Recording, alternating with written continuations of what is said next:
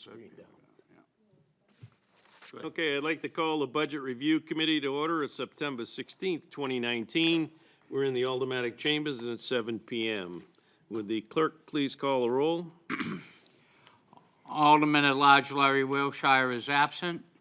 Alderman at Large Michael O'Brien is present. Alderman at Large Ben Clemens is absent. Alderman Jan Schmidt, I am here. present. Alderman at Large David Tenza. Present.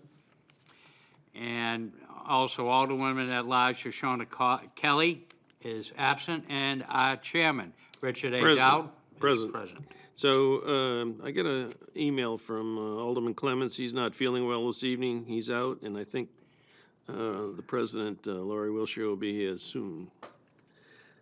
Okay, for the first item on the agenda is public comment.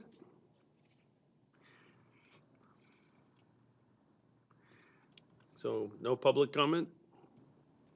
Communications, There are none? unfinished business. There is none. And note the record that President Wilshire has arrived. Okay, new business resolutions. Before us this evening is R 19174, establishing the use of a fund balance for the tax rate. Mr. Chairman, I would like to make a motion to recommend final passage. So the motion is to recommend final passage to the full board with the mayor and already here.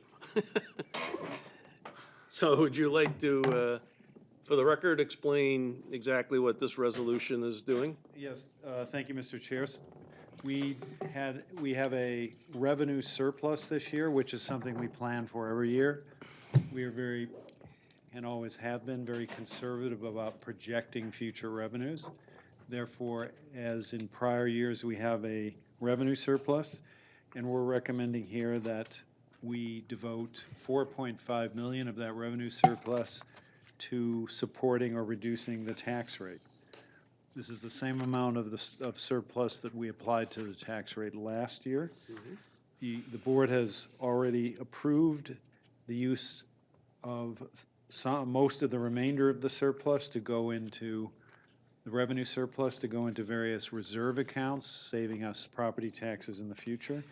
You may remember, I'm sure you do, Mr. Chair, that the board voted to allocate $1.5 million into the Capital Equipment Reserve Fund, which saves money for future purchases of machinery and equipment. Also, in addition to that, $1 million into the self-insurance fund, which is the savings account which backs up our health insurance for city employees. As we've talked about, the city is self-insured, and we have a reserve account to ensure that there are always enough funds to back up the estimates we have for the cost of health insurance. And we are also putting $1 million, we have already allocated $1 million towards the school project. Again, a project that we anticipate undertaking in the coming years that will save taxes for us again. In any event, the biggest amount is $4.5 million as proposed to offset the tax rate. Okay. Just one minor correction, the 1.5 for the SURF, it's 1,450,000. We took 50,000 for the fire department so they could do their comprehensive study. Correct. Any questions for the mayor on the resolution? No? All right. Motion on the floor is for final passage of R 19174, establishing the use of fund balance for the tax rate. All those in favor signify by saying aye. Aye. Opposed? Motion carries. Alderman O'Brien? Also before us is R 19175, relative to the transfer of $10,000 from Department 194 Contingency, Account 70100, General Contingency, to Department 181, Community Development, Accounting Classification 55, Other Services, for a landscaping design plan for Edgewood Cemetery. Mr. Chairman, I would like to make a motion to recommend final passage. So the motion is to recommend final passage to the full board of R 19-175. Mayor, would you like to address Yes, that as well? Yes, Mr. Chair. Edgewood Cemetery is of course, it serves us as a cemetery and has for well over 100 years, probably 150 years. But in addition to that, it is a beautiful community city asset. It is landscaped very nicely. It's a great place to go walking for anyone in the city, and it's open to anyone. Its mission, though, is also to provide grave space for people, and that grave space is running out. So in recent weeks, the cemetery decided to expand the availability, the area that is available for grave space, by cutting down all of the trees adjacent to a neighborhood along Ashland Street and another street. And unfortunately, no notice was provided to neighbors or to the city. People woke up to find kind of a clear-cutting situation across from their homes, stumps, looks like a logging camp.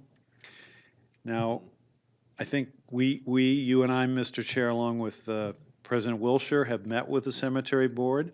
We held a meeting where we got the cemetery board and the neighborhood together. That was, I think, about 2 weeks ago. So we are working on trying to develop a landscape plan for the area of the cemetery that has been cut down, so that, yes, there will be room for additional graves, but also that it will continue to be an amenity for the city and the neighborhood. We want to preserve the character of the cemetery, which is captured especially down by Amherst Street in the older parts, which is, again, a very beautiful landscaped cemetery area. So in order to develop this plan, we need a landscape architect, and the idea here is to allocate $10,000 for that purpose.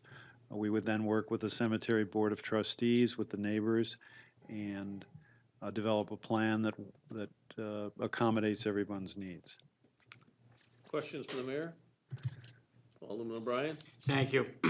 I too have heard from some of the people, constituents from that area, and I take what the mayor says, that the board, cemetery board, should announce when they're doing something as radical as that to the people of the community. I'm glad the president of the board, Alderman Wilshire, worked with the mayor on that, because when they came up and told me, I didn't hear anything about it, and not traveling in that area, I went up to take a look, but I'm glad to see, and we should keep the public informed when we do stuff like this, because it was a radical change at the time. Alderman Wilshire? Thank you. I don't think the cemetery board really felt that they needed to come to the city, even because they've done projects in the past where they didn't come to the city and they've taken down trees. So just thought I'd throw that out there. Well, yes, and I think they, now, if they had it to do over again, would do it differently, but they really weren't fully, they didn't really anticipate what it might look like and what might happen. But in any event, now we're trying to work together to come up with a solution. There was some discussion that they found out that you can't move earth, take stumps out and move earth without having a permit from the city, even though it's city land. And they're now under a stop order until we have a plan moving forward. Any other questions? Alderman Wilshire? Were they given the go-ahead to get rid of the stumps out of there, or no? Not yet. Not yet. Okay, It's being worked on. thank you. Unless that changed today, that I don't know about. Okay, so the motion on the floor is R 19-175, and the motion is to recommend final passage to the full board. All those in favor signify by saying aye. Aye. Opposed? Motion carries. All right. Good. Alderman O'Brien. Thank you. Also before us is R 19-176, relative to the transfer of $56,500 from Department 194 contingency to account 70100, general contingency. Mr. Chairman, I would like to make a motion to recommend final passage. Okay, the motion on the floor is for final passage of R 19-176, and we've been joined by Director Kleiner. That was stuck on my tongue. Thank you. Thank you, Chairman. That's okay. Sometimes I forget it too. I was gonna say Kim, and I had to, I don't know, Director Kleiner. So, Mr. Chair, Ms. Kleiner can give you more of the detail, but an overview is that we've had hundreds of right-to-know requests which are taking up a lot of time and have been for the last year by the assessing department, by the legal department, by Ms. Kleiner, by IT. And there is work to be done for the 89,000 citizens of Nashua, which we cannot fully complete when everybody, all they do is work on these right-to-know requests, or when that is one of their major one of the major things that they spend time on. We've got some big work coming up. For example, building permits have been filed, and this is example number one. We need to examine each of those building permits in order to decide how much of that value should be, how much the value of each of those properties where there's been an improvement should be increased.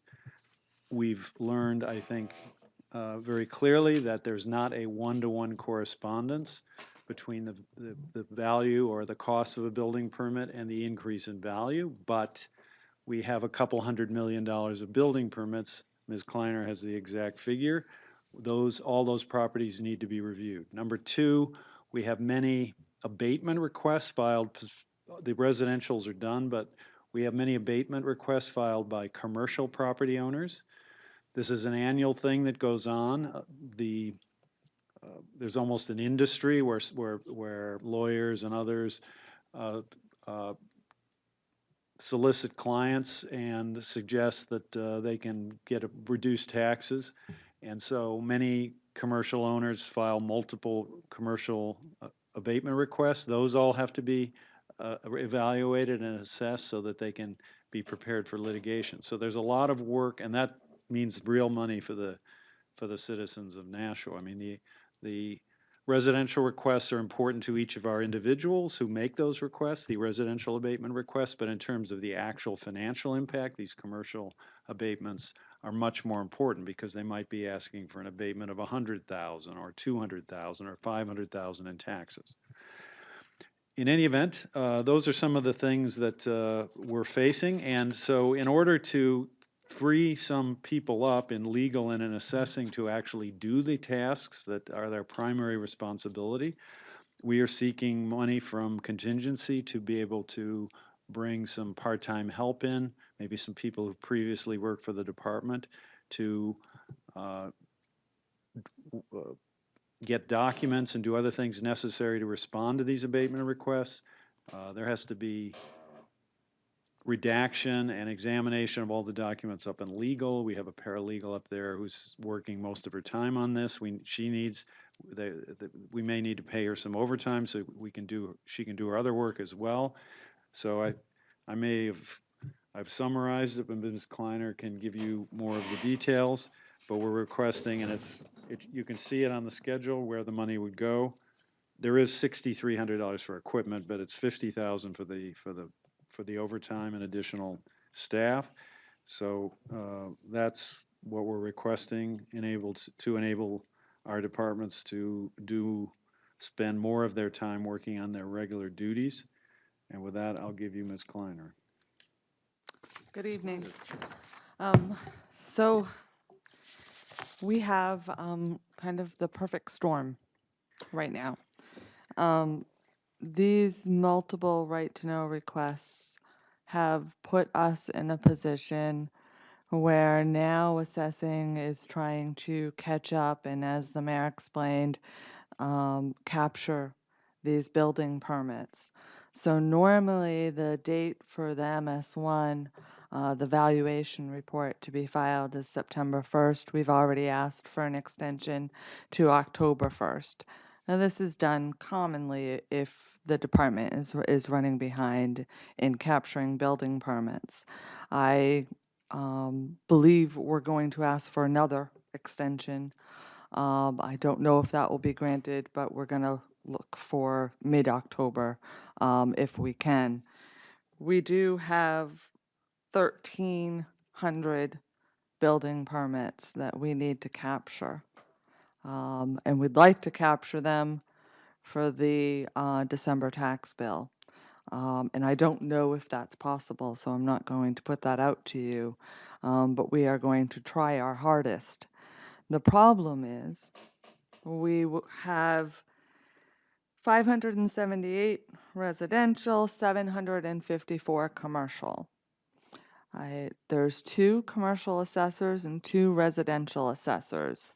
And what's happening is when we are faced with these right-to-know requests, it takes time from not only assessors, because they are looking at the data and helping us to pull the data, but also from the administrative staff, also from myself, also from my administrative assistant, and legal. So we spend approximately 2 to 4 hours a week in legal going over.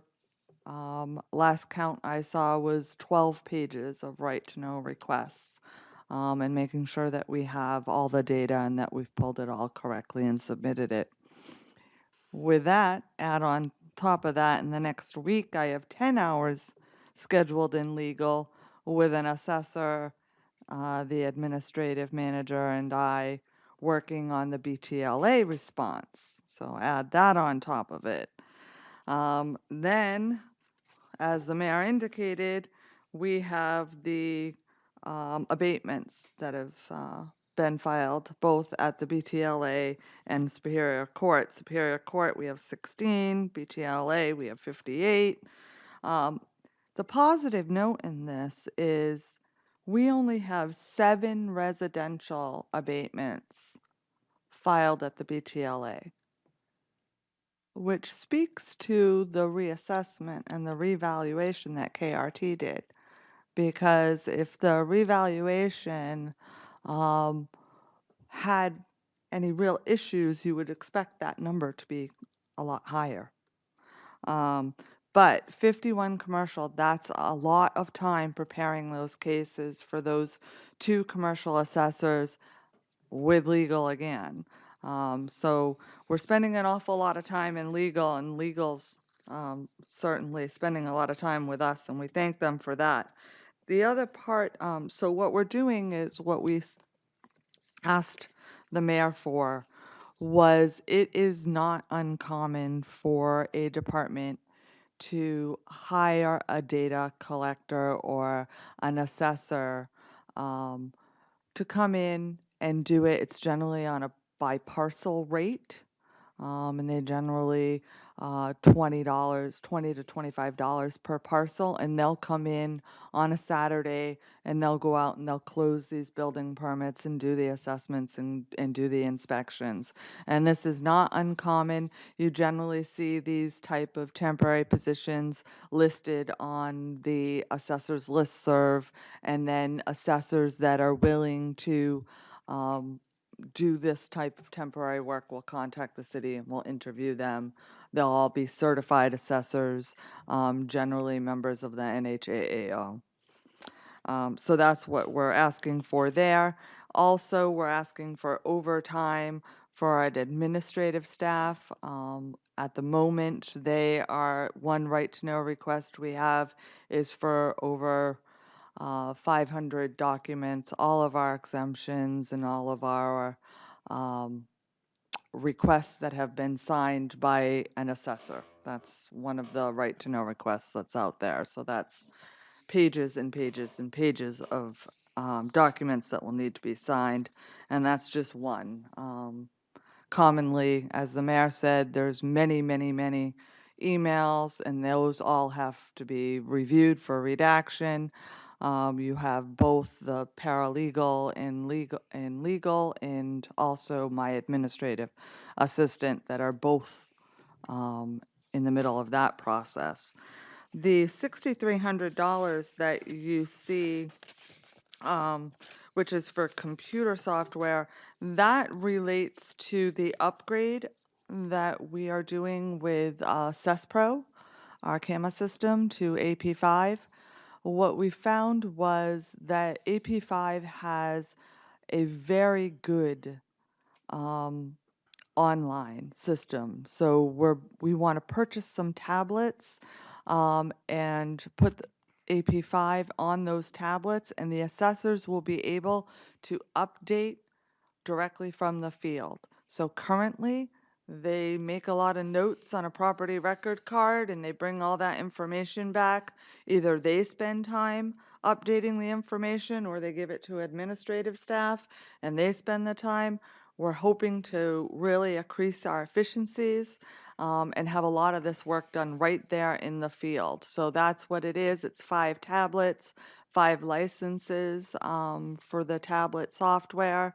And we expect that once we have the AP5 upgrade done, which right now is looking at mid-October, we can have these tablets ready to go and out into the field.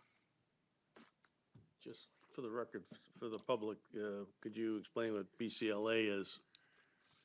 Board of Land and Tax Appeals. Okay, thank you. Mayor?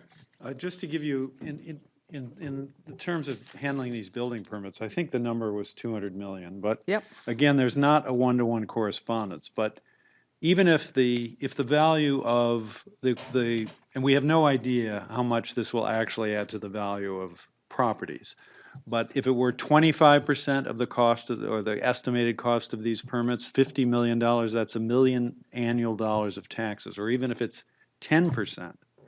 That being $20 million, now we're talking $400 and some thousand of taxes. So this is real money here, and we need to get this job done. We can't, it's just not cost productive for the citizens of Nashua to pull our assessors off the vital work that they need to do in order to be working on the right to know requests all the time.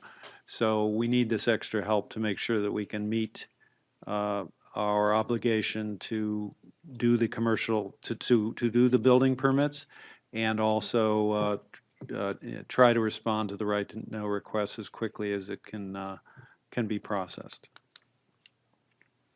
Questions? Alderman O'Brien. The least of my intentions is not to limit access to the right to know. But then I look at the right to know, and is it the right to be free? Because there is processing fees involved, evidently, from what you're bringing up. And I look at, I think if somebody wanted, the insurance people or something like that, wanted a fire report, I think the fire marshal's office does generate, per se, a fee to administer that, to get that particular report. So my question is, have we looked into that? Because this is now adding to extra costs, and I don't want to deny the public's right to the information, but when it starts costing the general taxpayers to the tune of this dollar amount, and takes away from the efficiency of the office. Again, not to deny, but have we considered looking at, you can get your own assessment for nothing, but if you've got to start looking around, it may cost you a nominal fee for others, and that way would kind of help fund this particular position that you're saying to hire or something like that in the future. Mrs. Kleiner? So normally, if someone files a right to know request and that requires copies, we are allowed to charge for the copies, for the paper and the copies that are made. A lot of these requests are asking for their answer in an email, and it does not give us the right to charge for a response that is done via email.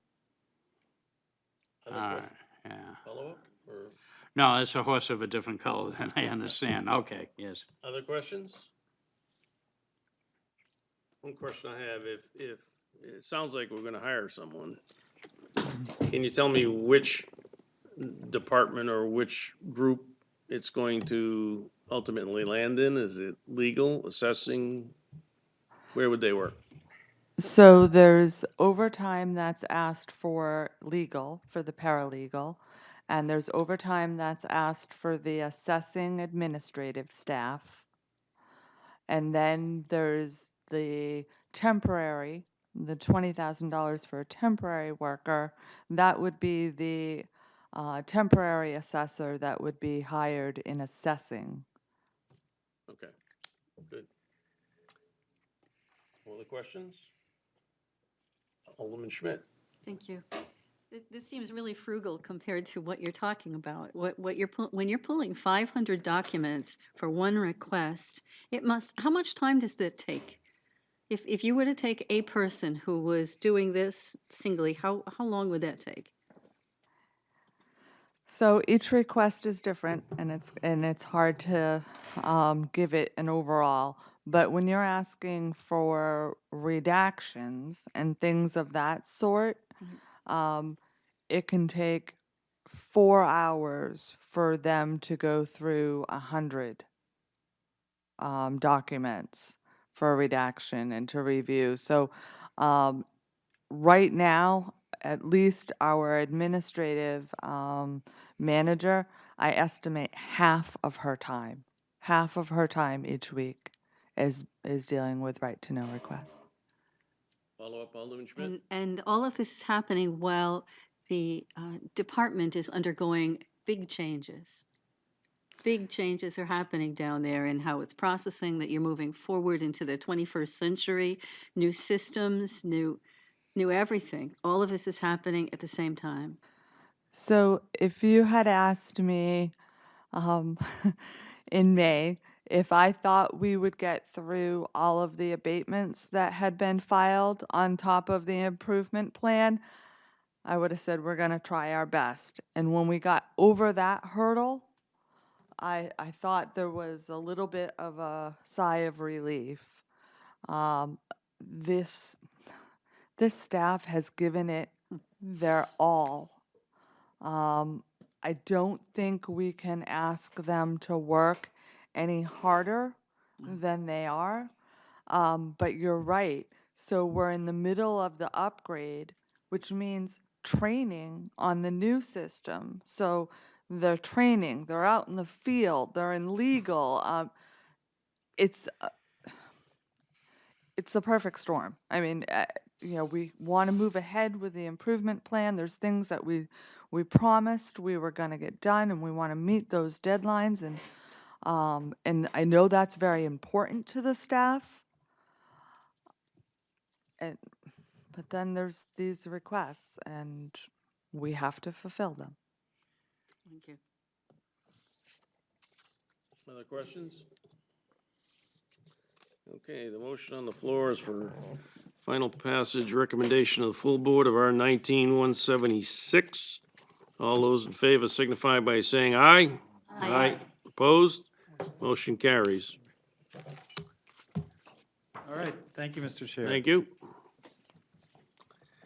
New business ordinances, There are none. general discussion. Alderman Wiltshire. I just think at this point, to take $50,000 to pay for additional work, it seems unfair to the taxpayers of this city. And it's not like we're getting requests from, 100 different people and they're all different things. It's more or less one person who's putting a strain on a department that's trying to improve itself and serve the citizens better. It's just not the right thing. I wish there were a way we could, I don't know. I think it's unfortunate to the taxpayers of the city, that's all. Any other, Alderman Schmidt? I think it's also unfortunate for the people who work in the department. If you've gone down there at all, they are working hard They are working hard to get through this, and the stress must be horrible. And if we were to ask Ms. Kleiner how many hours she works a week, I think most people would not believe there are that many hours in a week. Thank you. Anyone else? Public comment? Seeing none. Remarks by Alderman? None. We don't need a non-public. Do I have a motion? Motion to adjourn? Motion from Alderman O'Brien is to adjourn. All those in favor signify by saying aye. Aye. Opposed? Motion carries. We're adjourned at 7:31.